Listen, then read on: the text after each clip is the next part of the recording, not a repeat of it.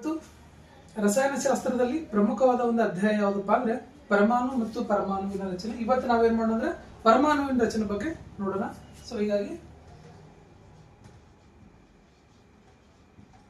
ಪರಮಾಣುವಿನ ರಚನೆ,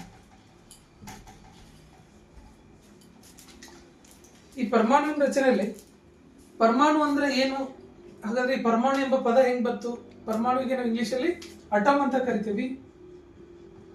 ಹಾಗಾದ್ರೆ ಈ ಪದವನ್ನು ಮೊದಲು ಬಳಕೆ ಮಾಡಿದವರು ಯಾರು ಅಂತ ನೋಡೋಣ.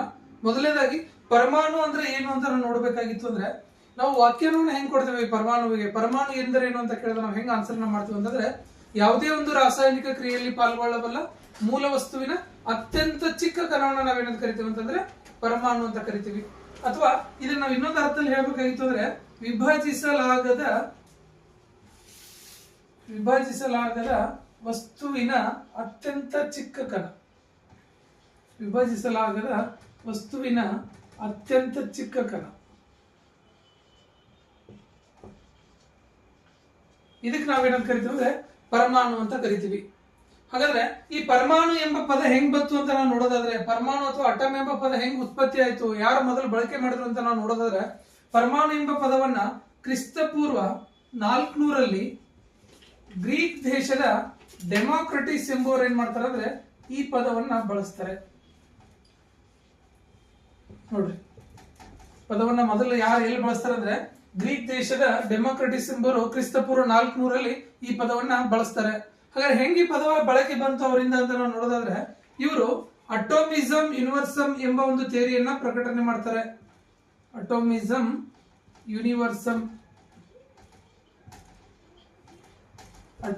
ಯೂನಿವರ್ಸಮ್ ಎಂಬ ಒಂದು ಥಿಯರಿಯನ್ನ ಪ್ರಕಟಪಡಿಸ್ತಾರೆ.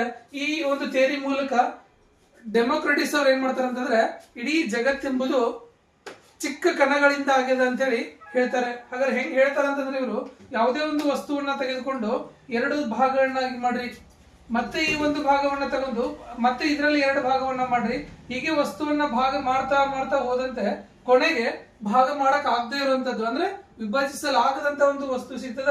ಅದಕ್ಕೆ ನಾವೇನಂತ ಕರಿತೀವಿ ಅಂದ್ರೆ ಪರಮಾಣು ಅಥವಾ ಕಣ ಅಂತ ಕರಿತೀವಿ ಅಂತ ಹೇಳಿ ಯಾರು ಹೇಳಿದ್ರಪ್ಪ ಅಂದ್ರೆ ಡೆಮೋಕ್ರಟಿಸ್ ಅವ್ರು ಹೇಳಿದ್ರು. ಸೊ ಡೆಮೋಕ್ರಟಿಸ್ ಅವರು ಮೂಲತಃ ಗ್ರೀಕ್ ದೇಶದವರು. ಇವರು ಅಟೋಮಸ್ ಎಂಬ ಪದವನ್ನ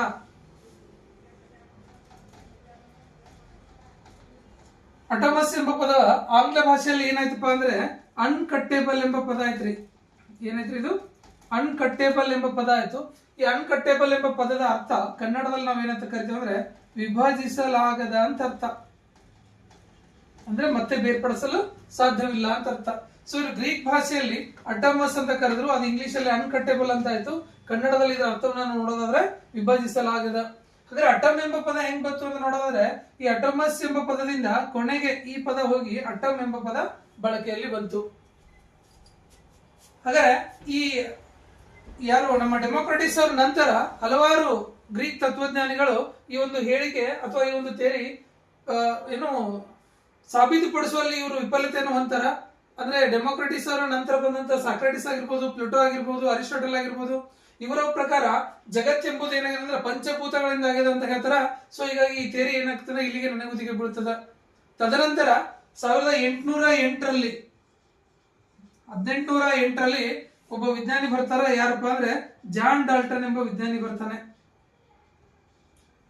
ಈ ಜಾನ್ ಡಾಲ್ಟನ್ ಎಂಬ ವಿಜ್ಞಾನಿ ಏನ್ ಮಾಡ್ತಾನೆ ಅಂದ್ರೆ ಜಗತ್ತೆಂಬುದು ಪರಮಾಣು ಅಥವಾ ಪರಮಾಣು ಅತ್ಯಂತ ಚಿಕ್ಕ ಕಣಗಳಿಂದ ಆಗಿದೆ ಎಂಬ ಡೆಮೋಕ್ರಟಿಸ್ ಅವರ ಒಂದು ಹೇಳಿಕೆಯನ್ನ ನಿಜ ಅಂತ ಹೇಳ್ತಾನೆ. ಆಗ ಆ ಹೇಳಿಕೆಯನ್ನ ಏನ್ ಮಾಡ್ತಾನೆ ಅಂದ್ರೆ ಒಂದು ಸಿದ್ಧಾಂತದ ಮೂಲಕ ಹೊರಡಿಸ್ತಾನ. ಆ ಸಿದ್ಧಾಂತವೇ ಯಾವ್ದಪ್ಪ ಅಂದ್ರೆ ಪರಮಾಣು ಸಿದ್ಧಾಂತ. ಎಷ್ಟೋ ಸಲ ಪರೀಕ್ಷೆ ಕೂಡ ಆಗಿದೆ. ಪರಮಾಣು ಸಿದ್ಧಾಂತವನ್ನ ಯಾರು ಪ್ರಕಟಿಸಿರೋ, ಪರಮಾಣು ಸಿದ್ಧಾಂತದ ಪಿತಾಮಹ ಯಾರು, ಅಟೋಮಿಕ್ ಥಿಯರಿ ಯಾರು ಅಂತ ಕೇಳಿದ್ರೆ ಜಾನ್ ಡಾಲ್ಟನ್ ಅವರು. ಹಾಗಾದ್ರೆ ಜಾನ್ ಡಾಲ್ಟನ್ ಅವರು ಅಟೋಮಿಕ್ ಥಿಯರಿ ಅಥವಾ ಪರಮಾಣು ಸಿದ್ಧಾಂತವನ್ನ ಹೇಳುವ ಪೂರ್ವದಲ್ಲಿ ಭಾರತೀಯ ಋಷಿಮುನಿಯಾದಂತಹ ಮಹರ್ಷಿ ಕನಾದವರು ಏನ್ ಮಾಡ್ತಾರೆ ಅಂದ್ರೆ ಇಡೀ ಜಗತ್ತು ಅಥವಾ ಬ್ರಹ್ಮಾಂಡ ಎಂಬುದು ಅತ್ಯಂತ ಚಿಕ್ಕ ಕಣಗಳಿಂದ ಆಗ್ಯದ ಅಂತ ಹೇಳಿ ಒಂದು ಸ್ಟೇಟ್ಮೆಂಟ್ ಅನ್ನು ಕೊಡ್ತಾರೆ. ಅದ್ರ ಜೊತೆಗೆ ಅವರು ಪ್ರಾಯೋಗಿಕವಾಗಿ ವಿವರಿಸುವಲ್ಲಿ ವಿಫಲತೆಯನ್ನು ಹೊಂತಾರ. ಹೀಗಾಗಿ ಜಾನ್ ಡಾಲ್ಟನ್ ಅವರನ್ನ ನಾವೇನಂತ ಕರಿತೀವಿ ಅಂದ್ರೆ ಪರಮಾಣು ಸಿದ್ಧಾಂತದ ಪಿತಾಮಹ ಅಂತ ಕರಿತೀವಿ. ಹಾಗಾದ್ರೆ ಈ ಪರಮಾಣು ಸಿದ್ಧಾಂತ ಏನ್ ಹೇಳ್ತದ, ಹಾಗಾದ್ರೆ ಈ ಪರಮಾಣು ಸಿದ್ಧಾಂತದ ಹೇಳಿಕೆಗಳೇನು ಎಂಬುದನ್ನ